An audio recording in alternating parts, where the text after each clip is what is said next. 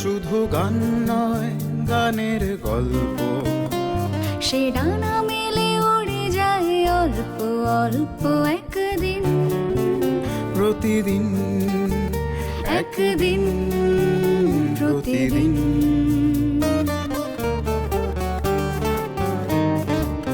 কেন সে গান গায় সে কথা অজানা, সে সর সন্ধির সন্ধিতে নিশানা। কেন সে গান গায় সে কথা অজানা, সে স্বর সন্ধির সন্ধিতে নিশানা। সে কাকে ডাকে কে মনে রাখে, আলো ছায়া মাখা হারানো দিন।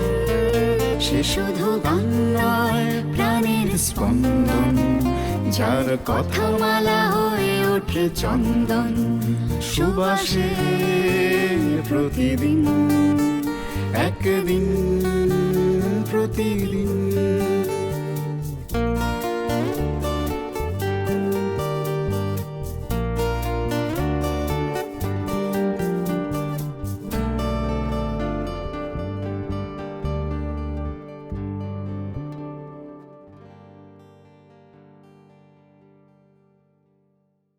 তো এই ফলো করাটা কত লোক আমাকে ফলো করবে আমি জানি না, এটা নাকি ভীষণ আনস্মার্ট একটা আমি বিষয় ফ্যাশন যে- বলবো না, ধরো সেই ওনার কথাই চলে আসছে শেষের কবিতার সেই জায়গাটা, ফ্যাশন আর স্টাইলের যে একদম একদম একদম একদম। বৈপরীত্য। হ্যাঁ একদম ঠিক ঠিক ঠিক। এবং সেখানে আমার মনে হয় স্টেজে একজন শিল্পী একরকম, রেকর্ডিং স্টুডিওতে একজন শিল্পী একরকম, প্রত্যেকটা আলাদা আলাদা আইডেন্টিটি। অবশ্যই। প্রত্যেক, এই যে আমি এখন তোমার সাথে বসে কথা বলছি, আড্ডা মারছি, গান বাজনা নিয়েই এত আলাপচারিতা এত কিছু, এখানেও আমার একটা আলাদা সত্তা।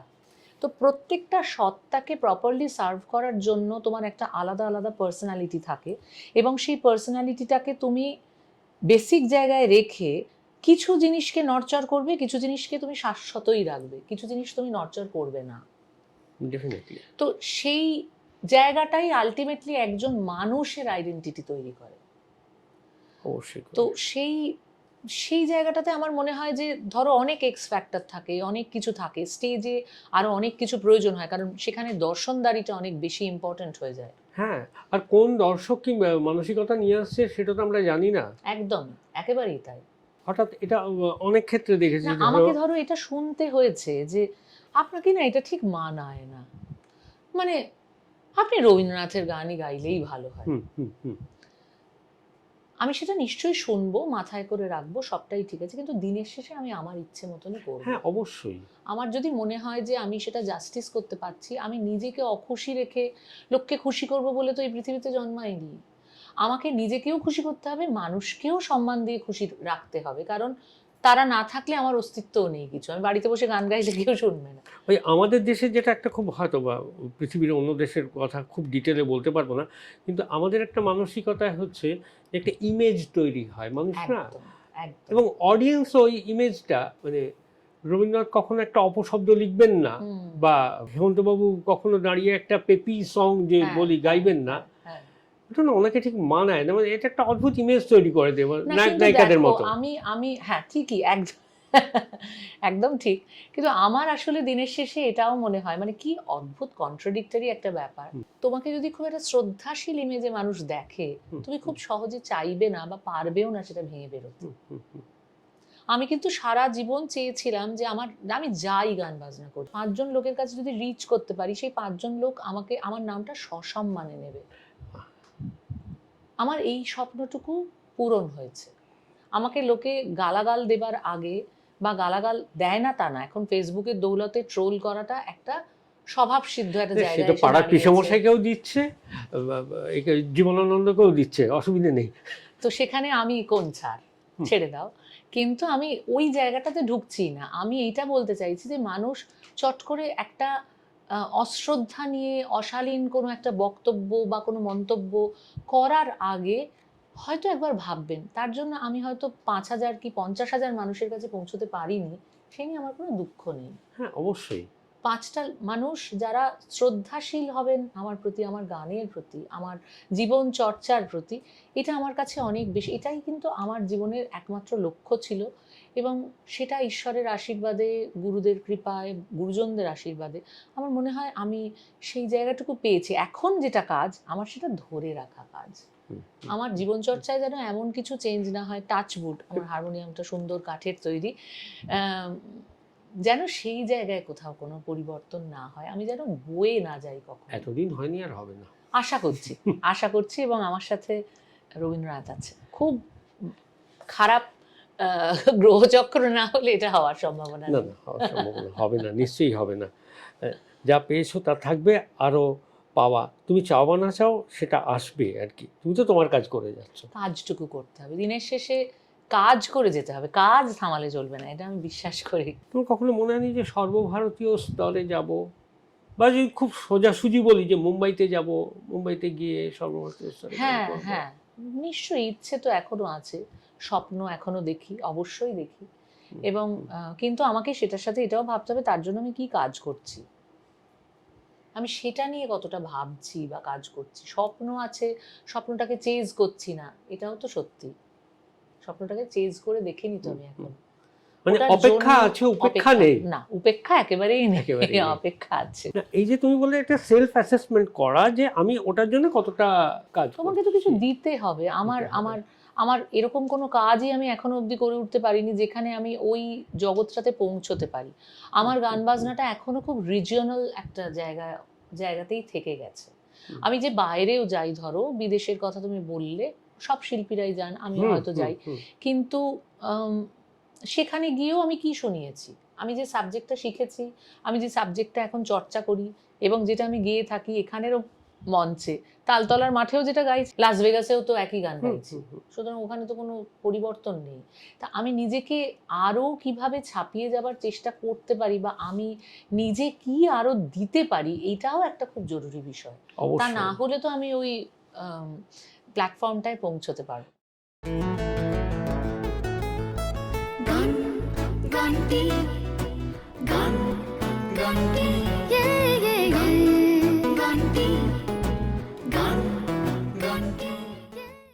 না, একটা ভ্যারাইটি স্টোর হয়ে গিয়ে তাতে মানে কিছুই পাচ্ছে না লোকে, তার থেকে এটা অনেক বড় কাজ। তুমি যে বললে না রিজিওনাল, যেটা মহারাষ্ট্রে খুব দেখা যায়, যেটা আমি মহারাষ্ট্রটা একটু চিনি বলে আমি বলতে পারি, যে ওরা ভীষণভাবে যে ওদের ভাষার গানকে সারা পৃথিবীতে তুলে ধরা। এটাও তুমি যেমন বর্ধমানে গাইছো, তেমন লাস ভেগাসে গাইছো, তেমন এলএতে গিয়ে গাইছো, তেমনই তুমি আবার চেন্নাইতে গিয়েও গাইছো। নিজের এই প্রতিষ্ঠিত যে প্রতিমা তাকেই তুলে ধরছো তুমি, এবং তিনিও প্রতিষ্ঠা পাচ্ছেন, তার ফিডব্যাকও তুমি পাচ্ছ। অবশ্যই করে সেটা অনেক বড় একটা ব্যাপার। বাকিটা সময়ের মানে বিষয়। এখানে আমি একটা কথা বলি, আমার সব সময়, আমি যদিও বললাম আমার স্বপ্ন আছে এ বিষয়ে কোনো ইয়ে নেই, কিন্তু সেই স্বপ্নটার এই জায়গায় আমি কম্প্রোমাইজ করতে পারবো না কোনোদিনও, বা পারিও নি, জানি না সেটার জন্য আমার হবে না হয়তো, কিন্তু আমি আগের থেকে এরকম কিছু স্টেটমেন্ট দিতে চাই না। কিন্তু আমার সবসময় এটা মনে হয় যে দারুণ নামি একটা স্কুলের লাস্ট বেঞ্চার হওয়ার থেকে একটা অনামি স্কুলের প্রথম 3-4টে বেঞ্চের মধ্যে বসতে পারাটা ভালো কথা। এটা আমার কাছে অনেক গৌরবের। অবশ্যই মানে এটাকেও মানে ওই অস্বীকার করবো না, কারণ এই জীবনবোধটা খুব প্রয়োজনীয় বলে মনে হয়। হ্যাঁ, সেই মানে আমি যদি সারাক্ষণ, দেখো আমি সেই স্বপ্নগুলোকে চেজ করতে গেলে আমাকে জীবনের আরো অনেক কিছু পেছনে ফেলে যেতে হবে। তার মধ্যে কিন্তু আমার সংসারও একটা বিরাট জায়গা, আমার পরিবার একটা বিরাট জায়গা। আমি একবারও বলছি না তারা আমার সাপোর্টে নেই বা থাকবে না, বা এরকম একদমই বলছি না, কিন্তু কোথাও তারাও একটু ডিপ্রাইভড হবেন, এটা আমি কম্প্রোমাইজ করতে রাজি নই। যারা প্রথম দিন থেকে আজকে আমাকে এই জায়গায় দাঁড় করানোর জন্য নিজেরা সাহায্যের হাত বাড়িয়ে দিয়েছেন এবং কোনো কমপ্লেন রাখেননি আমার জীবন চর্চায়, তাদেরকে আমি ডিপ্রাইভ করে আরো অনেক কিছু লক্ষ্য ছোঁবো বলে এগোবো, তাতে তারা ডিপ্রাইভড হবেন এমন কোনো কাজও আমি করতে পারবো না। তার মানে আমি বলছি না যে ওটা যারা করছেন বা যেখানে পৌঁছেছেন তারা পরিবারকে ডিপ্রাইভ করছেন, আমি তা বলতে চাইছি এটা না। তোমার সেলফ কিন্তু রিয়েলাইজেশন। আমার একটা সেলফ রিয়েলাইজেশন, আমার মনে হয় যে আমি যতটা ঘরোয়া বা আমি যতটা পরিবার কেন্দ্রিক, এতটা হোমসিক আমি যতটা, সেই পার্টিকুলার জায়গার থেকে, মানে আমি, তুমি জানো আমি বাইরে কোথাও গান করতে গেলে, বেড়াতে যেতেও আমার খারাপ লাগে। আমার মনে হয় আমার বাড়ির লোকগুলো নেই, আমি ওই জিনিসটা দেখে কি করব, নিজের আনন্দ, আমার আনন্দটা কিরকম একটা অধুরা আনন্দ, মানে অর্ধেক অর্ধেক আনন্দ হয় মনে হয়, ওদের সঙ্গে ভাগ করে নেওয়া, ওই ভাগটা আমি, মানে আমি যে নায়াগ্রা ফলস দেখেছি ধরো নিজে একা একা, মানে আমি সৌনকদের সাথেই গেছিলাম সেবার, আমি সৌনক সবাই একসাথে গান করতে গেছিলাম টরন্টোতে, ওখান থেকে আমরা গেছিলাম, তো খুব আনন্দ হয়েছিল, নয়ন জুড়ে রয়েছে সেটা এখনো। কিন্তু আমার এখনো সেই আফসোস আছে, আমি আমার ছেলেকে আর বরকে এখনো দেখাতে পারিনি। কোনোদিন কখনো নিশ্চয়ই হয়তো হবে, এই আশাই রাখি, হয়তো হবে, কিন্তু এই যে বয়সে আমি ওটা প্রথম এক্সপিরিয়েন্স করেছি, সেই বয়সের আনন্দটা, সেই উত্তেজনাটা আমি ওদের সাথে শেয়ার করতে পারিনি, এইটা আমার অসুবিধে লাগে। এটা এক একজনের মাইন্ডসেট, মানে কে কিভাবে ভাবছে। সব মিলিয়ে জীবনবোধ, সব মিলিয়ে তার রিফ্লেকশন হচ্ছে তোমার গানে ক্রমাগতভাবে। আচ্ছা, ওই খুব ছোট ছোট করে যদি বলি, তোমাকে যদি খুব প্রিয় কম্পোজার বলা হয় সর্বভারতীয় ক্ষেত্রে, তুমি ইনস্ট্যান্টলি তোমার যদি মনে হয়, যে কেউ হতে পারেন, নওশাদও হতে পারেন, মদন মোহন হতে পারেন, আর.ডি. বর্মন হতে পারেন, যে তোমাকে যে 4 লাইন মনে করতে বলি, সামনে হারমোনিয়ামটা আছে বলে, তুমি কার গান বাঁচো? এ তো তুমি একটা, মানে একটা ভয়ঙ্কর বিপদে ফেললে। সবচেয়ে বড় জুয়েলারির দোকান আর কি, সেটা কোন গয়নাটাকে বাজবো, এটা খুব মুশকিল জানো তো, মানে আমি আর.ডি. বর্মন ভাবছি, আবার এস.ডি. বর্মন ভাবছি, আবার মদন মোহন ভাবছি, মানে আমি কাকে বাদ দেবো বলো তো, মানে খুব মুশকিল। আমার তো এ আর রহমানও ভীষণ পছন্দ। হ্যাঁ অবশ্যই, প্রত্যেকটা, মানে আমি কাকে এভাবে বলা খুব ডিফিকাল্ট, মানে वो है जरा खफा खफा तो नैन यूं चुराए हैं कि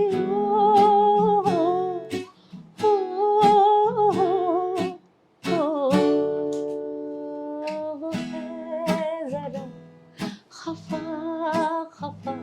এইটা তারপরে যদি আমি বলি, কি বলবো জানি না, বুঝতে পারছি না, পুরো মাথা খারাপ হয়ে গেছে। দেখো,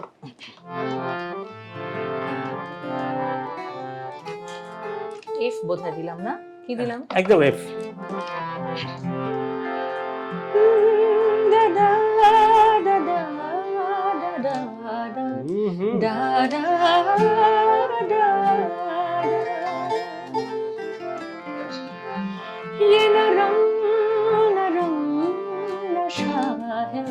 बढ़ता जाए कोई प्यार से घुंघटिया देता उठाए, अब बावरा जग हो गया है रोशन, ये नई सुहागन हो गई है तेरी जोगन, कोई प्रेम की पुजारन मंदिर सजाए। की बोलबे बोलो सैया,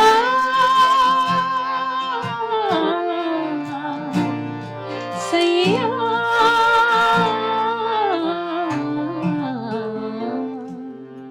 तू जो छूले प्यार से आराम से मर जाऊं, आजा चंदा बाहों में तुझ में ही गुम हो जाऊं, मैं तेरे नाम में खो जाऊं।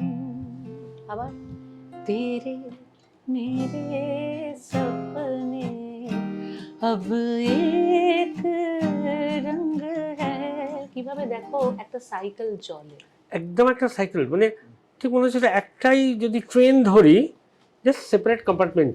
একদম আমি সব স্কেল টেল না, হয় না। কমপ্লিট ঘাটা কেস হয়ে গেছে, কারণ তুমি এমন একটা প্রশ্ন করেছো না, আমি কেন উত্তেজিত হয়ে গেছি, বুঝতে পারছি। এটা মানে কি বলবো, এটা কোনো ব্যাখ্যা হয় না। এটা একদমই অ্যাসর্টেড কালার বক্সের মতো সব সময় মনে হয় দেখে।